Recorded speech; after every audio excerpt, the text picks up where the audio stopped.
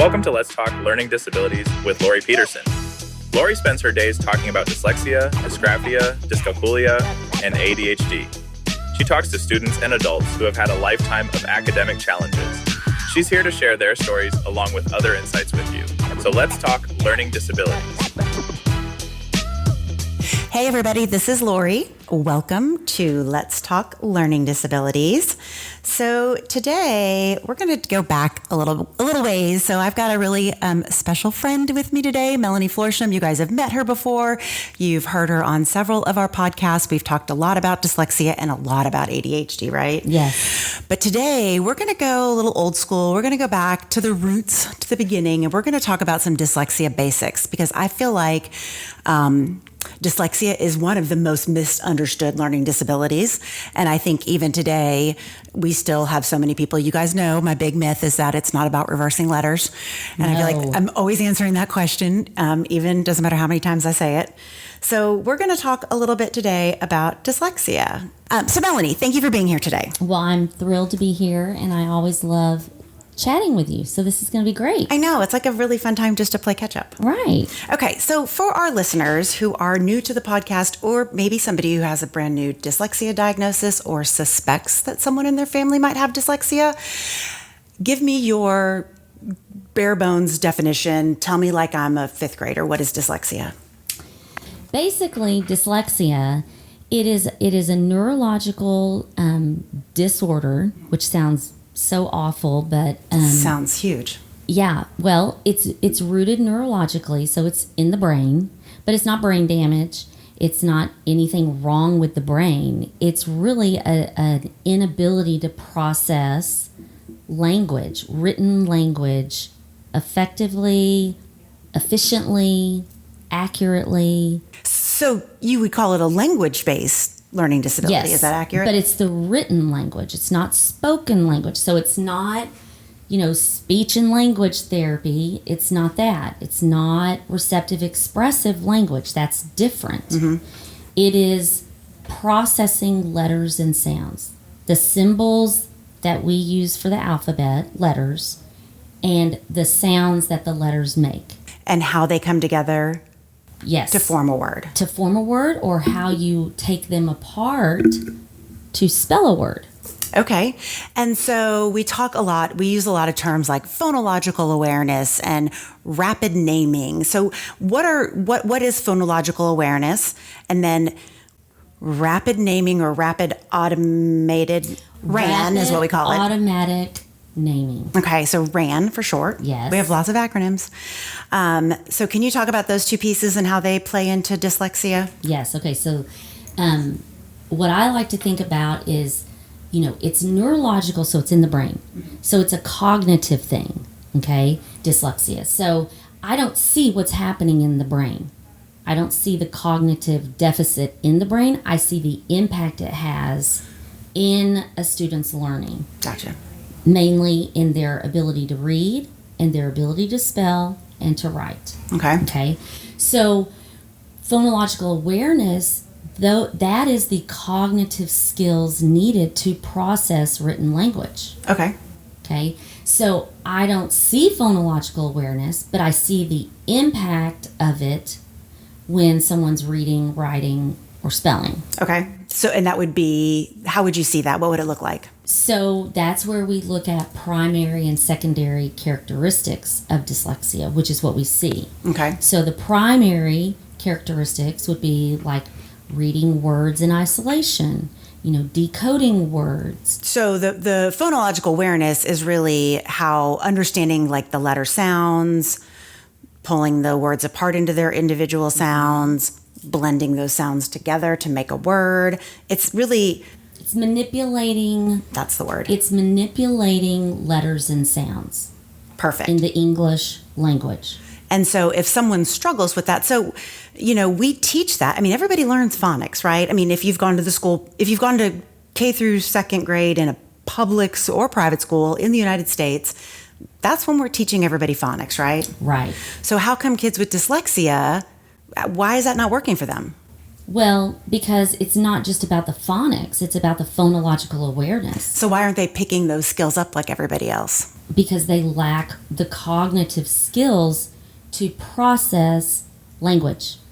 They can do phonics once the phonological awareness is addressed. Gotcha. So phonological awareness is the umbrella for phonological memory and rapid naming. And so really quick, what is rapid naming? So rapid naming has to do with the long-term memory of processing language. Okay. Letters and sounds. So, it's where we store the letter, and it's where we store the sound, and we want to be able to go back into we want it to come up out of long-term memory automatically, accurately. Right. So rapid means accuracy.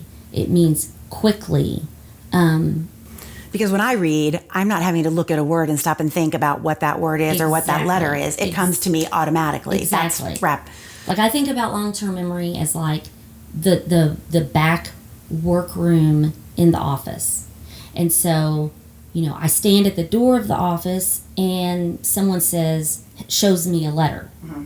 Well, I have to go run all the way to the back storeroom of the office, find the file cabinet, find the folder, find the letter in the folder, carry it in my hand, and run all the way back and do something with it. Right. Okay. When I have rapid naming down, I'm doing that at lightning dash speed. Right. And it's accurate.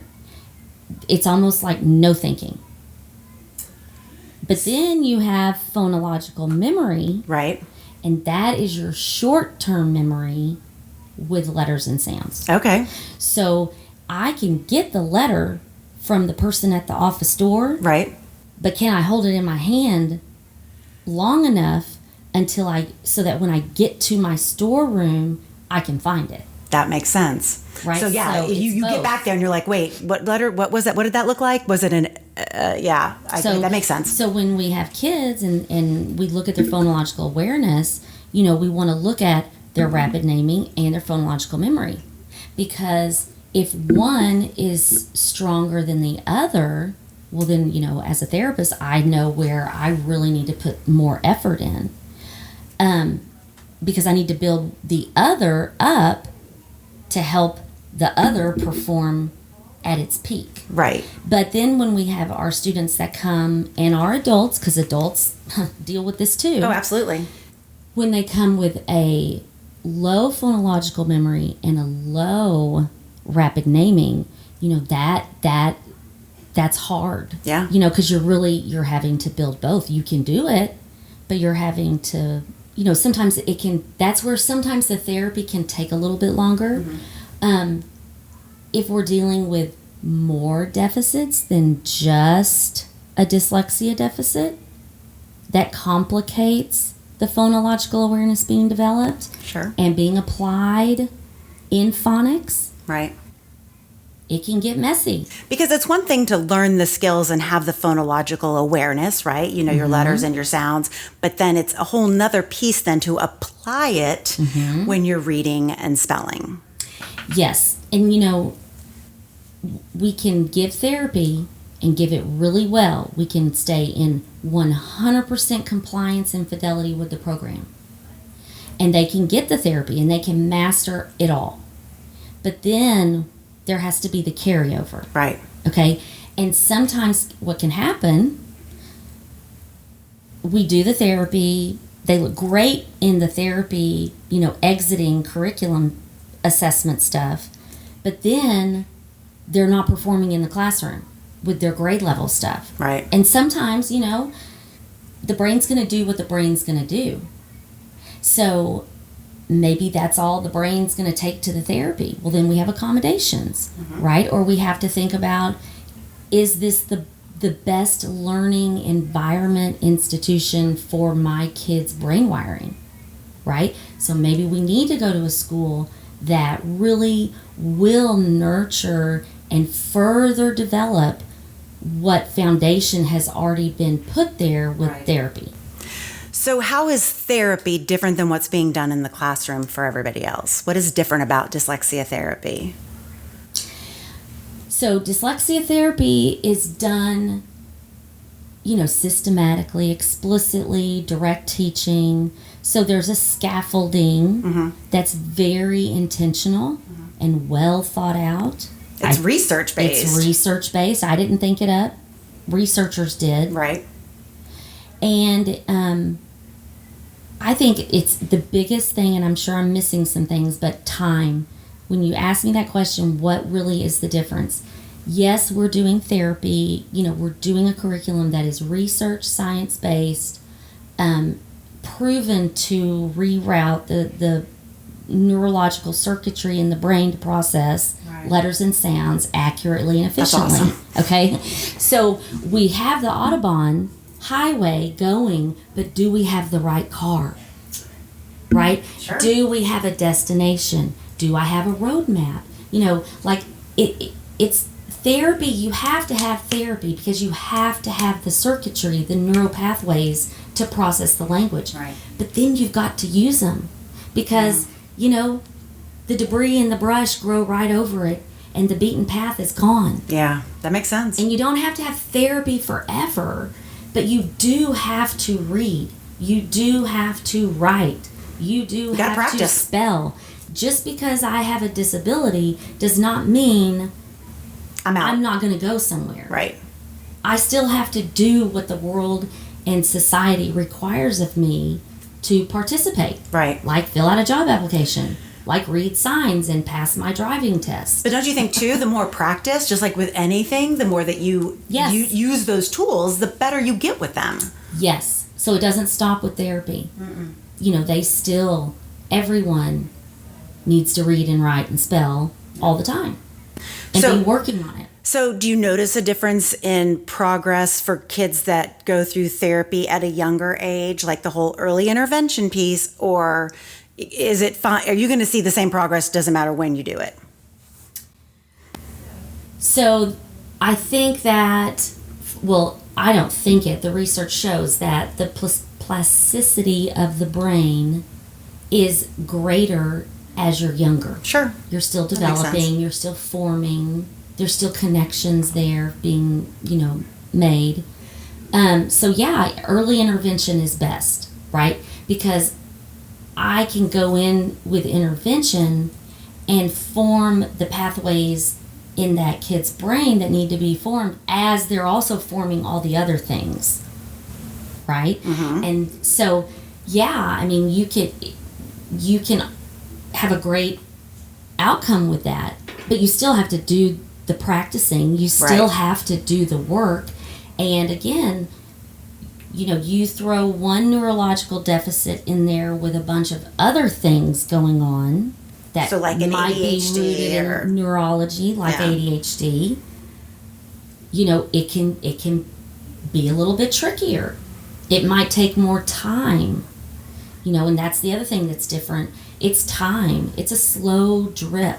Right. It is not, let's hurry up and do this really fast so we can get done, check the box, we had therapy, and now let's enlist those accommodations and we're going to be great. And we can read. It doesn't work like that. Yeah. And I wish it did. And for some kids, it might.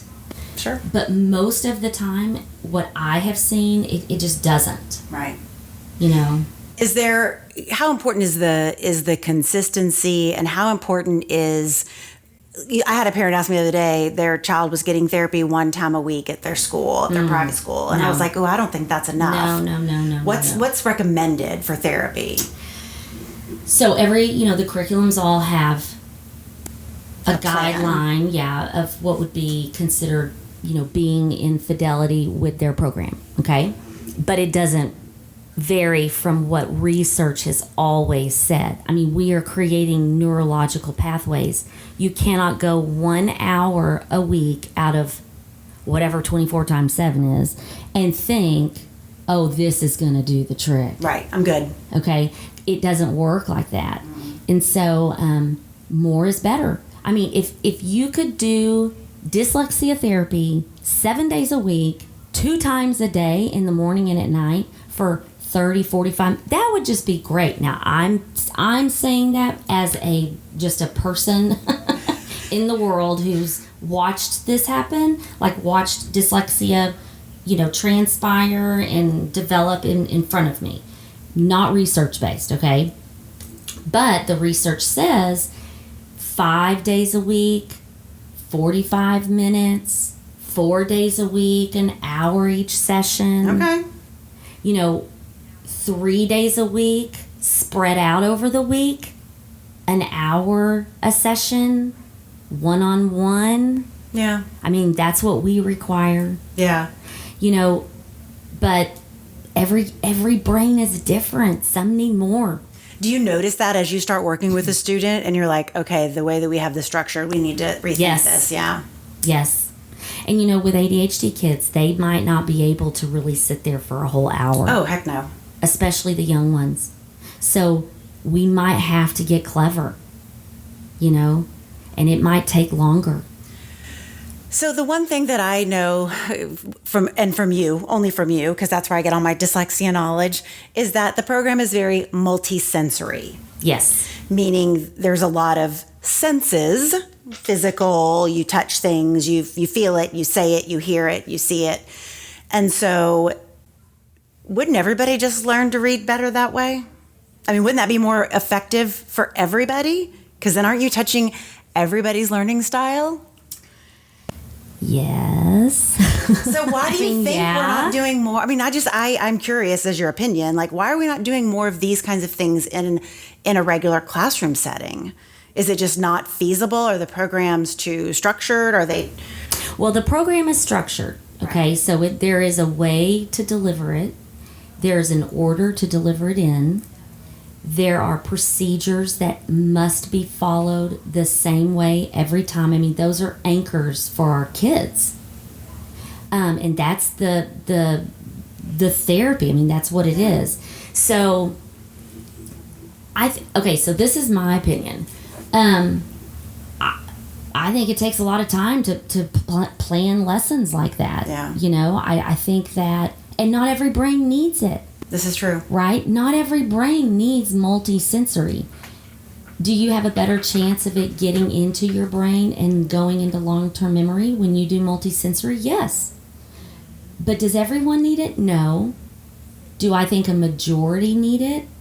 Probably a lot more people need it, not because they have dyslexia or any neurological learning difference at all. Just, we know the brain does better that way. Right. You have a better chance of being more engaged. You're not missing anything. So yeah, it would be great. So, but if I have a student who doesn't have an official dyslexia diagnosis, but they're not making progress in reading like they should, it's an option, correct? Oh, for sure. It's not like you would turn people away because, no, you can only do this if you have. No, there's a curriculum that we use that they have published. It's not dyslexia therapy for the classroom, but it is a less intensive version of it, and many districts can use that to kind of like a precursor, like an RTI kind of thing for those struggling. Yes, small group, to see how they take to it. Okay, so then on the other end of the spectrum, when I have an adult who gets their very first diagnosis in adulthood, they've struggled all their lives, they want to become better readers. Mm-hmm. Are these programs appropriate for them? Are they going to feel like, I can't believe I'm having to sit here and practice my A, apple, ah? Right. Or is there a way to, I don't know, adults? So adults, when an adult gets diagnosed with dyslexia, they've obviously figured out how to navigate the world to support them. They've developed some workarounds. Yeah, for sure. Personality, they can afford help. They're really good at math. They're really good at math. They're real cute, real athletic, real talented, real gifted in something else. So there's something that they've done to be able to get that far. And it would be, so to answer your question, they need the dyslexia therapy, okay? But do they want to do it? Right. Do they see the value in it? Is what they're trying to achieve in their adult life, does dyslexia therapy lend itself to get them to meet the goals that they have set for their career or their, just their education or whatever they're trying to do, their business world, whatever. It might not. Yeah. They might not need it, in terms of that. Neurologically, they need it, but they might not necessarily need it. But, if you're trying to pass a test or if you're trying to get a promotion and it's based on your ability to read, write, or spell on any level, you probably need to figure that out. Yeah. Because to develop the neural pathways, your brain is not a 5-year-old brain anymore, and it's not, just, goo that we can reroute real quick and build the Audubon highway to process language, but we can still do some stuff in there. And so, with adults, the curriculum, the curriculums that we use are mostly for kids that are elementary, middle school, high school, and we can get away with it in college. Right. Okay? College, adulthood, no one wants to sit there and do apple, bat, buh. They just don't. No. I've had adults where I didn't, my earlier years of doing all this, I didn't have a plethora of resources. I just had what I had. And having a frank conversation of just saying, look, I know this kind of sucks. This is like really immature and but they are adults and they want something to help them. That makes sense. So they'll do it. Absolutely. Because they know, I'm not broadcasting this anywhere else. It's me and you. Right. But this is going to get you somewhere. And now, as a dyslexia therapist for lots of years, I know what I can do to help speed some of it along. There are more curriculums and resources out there that a therapist who knows the dyslexia curriculum, per se, in a general Orton-Gillingham format, content can do to help an adult get what they need. Yeah. To improve their reading. Yes. That's huge. But it's really a life, I think it's really a life goal and it's individual. So, since you mentioned it, can you tell everybody what Orton-Gillingham is? Because that is a question that we get from a lot of people, because Orton-Gillingham, and just, you don't have to it's the foundation of your therapy, right? Yes. And those are people that did the research. Dyslexia and dyslexia therapy came about from Orton and Gillingham. They're two separate people. Oh, interesting. One is a doctor. They're both doctors. One is a teacher and a psychologist. And so they knew that people, were having a hard time learning to read, learning to write, learning to spell, thinking it was brain damage. Then,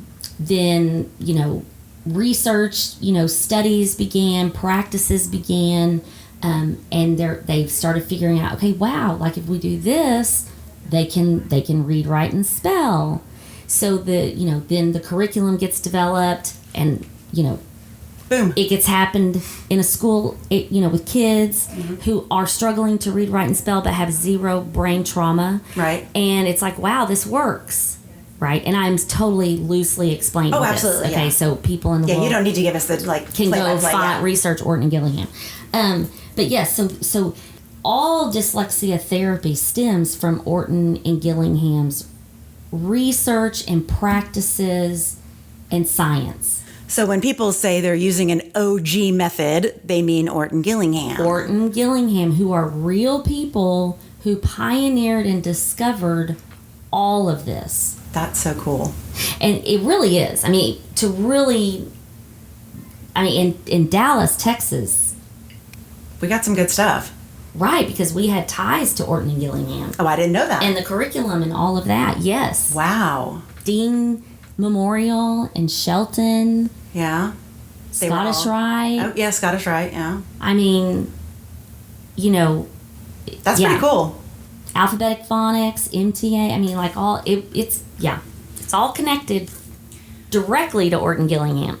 If someone is getting their therapy through the school, but they're not making progress, doing private therapy to supplement, is that helpful, harmful? Does it, do the two, if they're not using the same methodologies or the same program, could that confuse the student?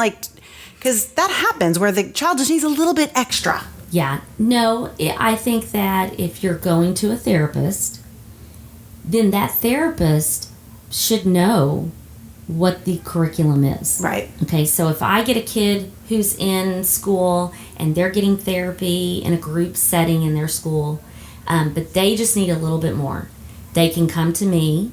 I don't need to see them every day. I could see them once or twice a week. I mean, we have kids that come to us like that now. Right. I can use the curriculum that they're using, or I can use something else. But it needs to be an Orton Gillingham based dyslexia therapeutic curriculum. Right. And I need to be multisensory, explicit, direct instruction, systematic. I mean, you've got to follow the formula to get the result. Right. Right. So what I do is I never take kids past where their therapist is in school, because I don't want them mad at me. Right. No, that just... Nobody wants the kid in the classroom saying, well, Miss Melanie did this with me already. I'm ahead of y'all.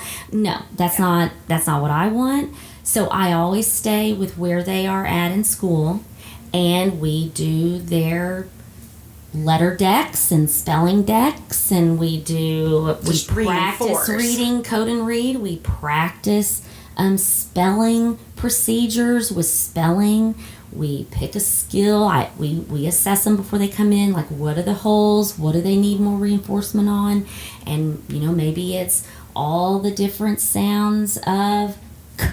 Right. For K, if you didn't hear that. So then I would go and I would practice that with them over and over and over again. To reinforce what's already being done for them. Okay, that makes sense. And it's a lot of times it is those kids who also have the ADHD component.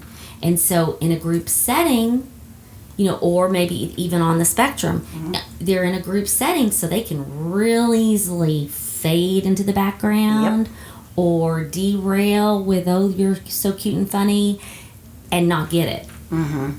And not make the progress they need to be making. So that extra reinforcement just helps make up for what they might be missing. Being one-on-one, they cannot do all that with us. That makes sense. Yeah. That makes sense. Do you notice that a lot of the kids that you work with struggle in other academic areas? I know it's always this whole thing that, like, they're always really good at math, except for word problems, right? But do you find that to be true, or is it just student dependent?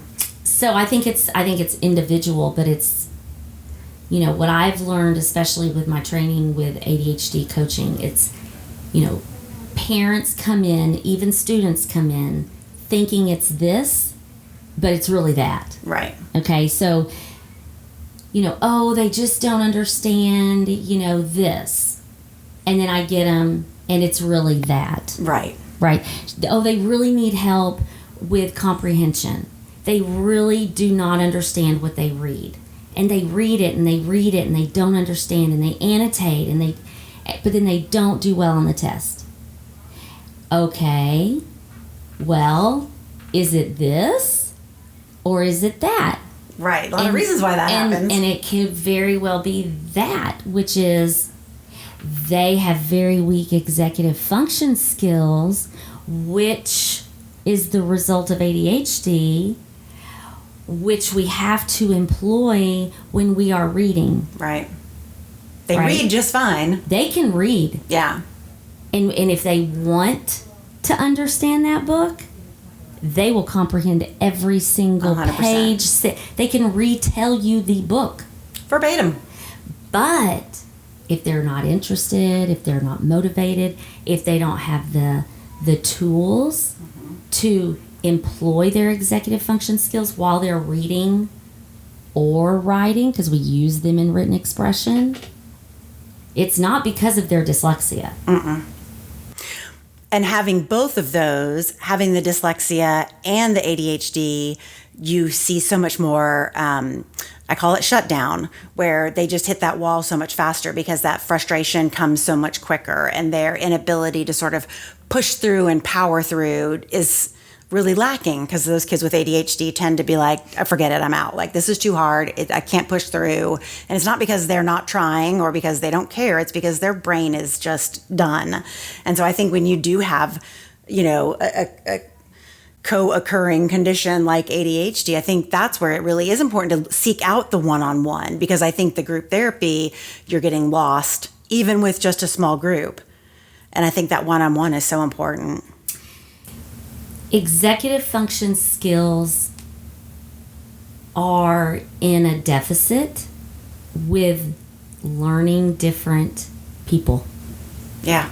You do not have to have ADHD to have executive function deficits and challenges. And I think that gets super misunderstood and overlooked. 100%. And you can do incredible dyslexia therapy. You can be the rock star therapist.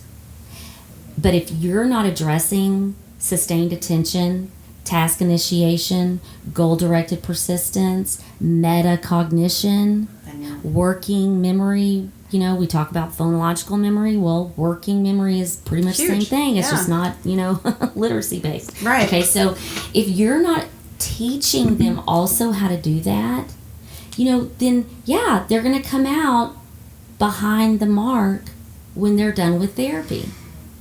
And that's frustrating. It is. It's frustrating. But, I think, I didn't become a therapist to be a loser, right? I mean, right. I didn't decide, I'm going to do dyslexia therapy and ADHD life coaching, and I'm just going to see how many kids I can barely help. Right.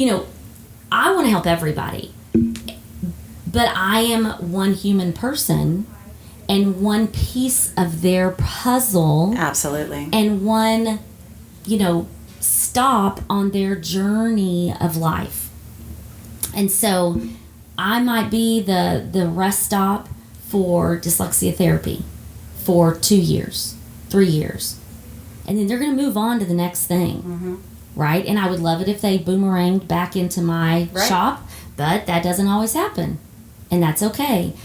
So I just think if we're all trying to meet the kid where they are at when they come to us, they're going to get what they need. Absolutely. Right? But everyone kind of has to buy into that. Yeah. And everyone has to be on the same team.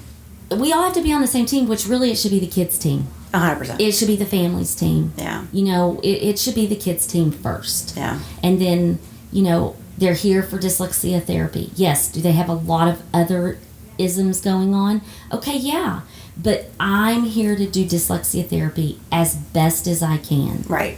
And if I can bring in some executive function support, great. But if not, I need to do the dyslexia therapy greatly. Right. That makes sense. And not be afraid to say, hey, you might want to check into executive function skill, coaching, support. Yeah. Who do you know who could do that? Right? We don't have to do it all. No. But it all eventually has to get addressed. Absolutely. Are these, my last question, and this one's important, is dyslexia therapy something you can do virtually? Yes. Okay. Yeah, for hands down, yes. Now more, because it's been adapted for that more effectively and efficiently than it was maybe, pre-COVID. Well, Scottish Rite Hospital right now has the avatar. Oh, really? Yes. It's called Bridges. And it's an avatar on TV, on a screen, with a live teacher. Right. But the avatar is delivering, the instruction. So it's in fidelity with the program. It's consistent for every kid all the time. That's super cool. The procedures are exactly the same all the time. No variance. So you and the avatar Yes. provide the therapy. Yes. Okay, that's pretty cool. Now, does Scottish Rite Hospital do that virtually? I don't know. But it can be done. Well, virtual dyslexia therapy, not talking about Scottish Rite Hospital, yes, it can be done I mean, there's dyslexia businesses right now 100%. that provide online dyslexia. But I guess my question is it effective? I mean, here again, it depends on the kid. All the same variables. It depends on the delivery. You know, it depends. Is that the best mode for that kid? So that parent who's seeking therapy, they need to know their own child, right? Yes. Is this something that they will respond to, or do they really need another human being in the room with them? Exactly. And I think we run across that too with testing. I mean, right. It's not for everybody. No. And is the therapist flexible in their thinking? Absolutely. Are they a problem solver? Are they That's huge. Are they willing to absolutely not compromise the program or the fidelity of the program at all? But are they willing to think outside of the box in delivering it virtually to a student? Yeah. Okay, so I'm not saying sway from the program. No. And not do the program or add to it or anything like that. It's the delivery. Right. Scottish Rite Hospital has an avatar that is out of the box and brilliant. Mm-hmm. Okay, there's lots of different things out there. As long as you're following the program, As long as you're in fidelity with the way the program then is how it's written, delivered, then you have a little flexibility. but there. we also have human people we are trying to meet Mm-hmm. where they're at. I think it's awesome because I think there's not, in my experience across the country, there's not enough access to these kinds of programs that are as good as the ones I think that we have. I might be a little bit biased, Right. but I also think we have a lot of great people like yourself who have all of the training and all of the experience and know how to mold these in fidelity to the student, thinking outside the box in a way that the student needs. And I think that's the most important piece. Right. So if somebody is interested in working with you for therapy, whether that be for dyslexia therapy or potentially as an ADHD coach, which we didn't even get to, but that's okay because we've done plenty of other ones. Today was all about dyslexia. How do they find you? So you can find us at gatewaygrowth.net, our website, or you can email me at gateway@gatewaygrowth.net. Oh, that's easy. We'll put that in the show notes as well. Well, thank you. Thank you so much for being here today. Thank you for coming back and spending some time with me today. I really appreciate it. I love having you here. I love getting to catch up. I love listening to you talk about dyslexia because I just see the passion in your eyes, right? Like, which listeners can't see it, but I get that this is something you're super passionate about. And I love having students that I can send to you because I know they're going to make good progress and I know that you're going to do what's right. So thank you. Thank you for being here. If you guys have any questions for me, I can always be reached at letstalklearningdisabilities@gmail.com. Thank you for being here today. And we look forward to you joining us at our next episode. Thanks so much.